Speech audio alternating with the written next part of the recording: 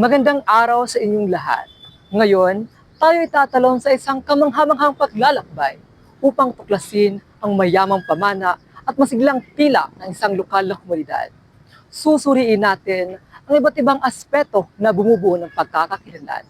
Isa na dito ang kasaysayan ng isang lugar, panitikan, kultura at tradisyon. Tara na at tayo ay maglakbay. Una iye una iye una iye una iye Serenade, sa kabunan. Yung papa nagtrabaho sa plantation. Ang balay dito, electric, tubig, kuryente, pero mag-60 na kami, retire na kami, hawa na sa kanito. Yung kanapinyahan, ang seats ay nakita nila siya sa originally in Hawaii. Ngayon, gidala din sa Philippines, katanong. Ngayon, kaya ang yuta kay Pitman daw na tabunan o pag-hapon, auto, lambo ang Delmonte. Pinaka-up kay ng kumpanya ang Delmonte. Alright.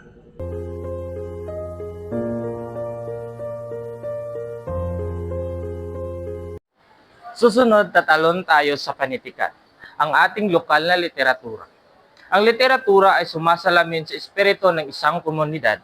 Nahuhuli ang mga damdamin, pakikibaka at mga ambisyon ng kanyang mga tao, mula sa mga kwentong bayan, tula, hanggang sa makabagong salin. Matutuklasan natin kung paano na ipapahayag ng ating mga manunulat ang kaluluwa ng ating lugar mula sa kanilang mga salita. Ang bawat kwento ay nagsisilbing tulay mula sa nakaraan patungo sa hinaharap.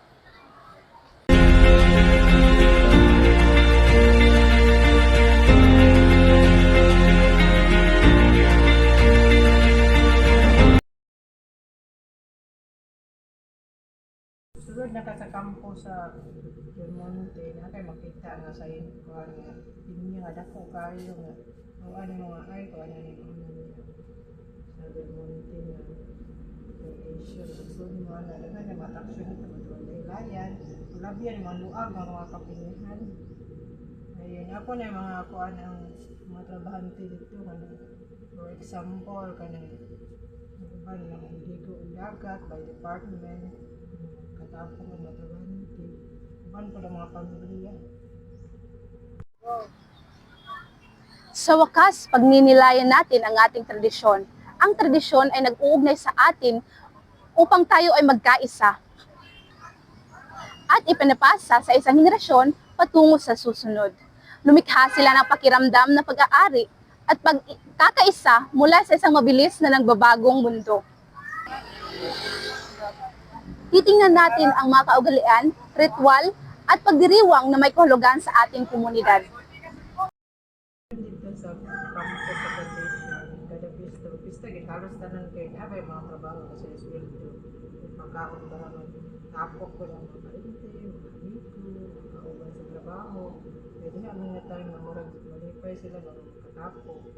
Mga isang ginagmay basta kaya naagit sila yung mga handa. Pagkatapos, yakapin natin ang ating sariling kultura. Ang kultura ay sumasaklaw sa ating paraang pamumuhay kasama ng ating wika, sining, paniniwala at ang mga gawi. Kaamulan magtipuntang tanan. Ito ang nagpapaalala sa atin ng ating pinagsamahang pamana at ang mga halagang ating pinapahalagahan. Iye una iye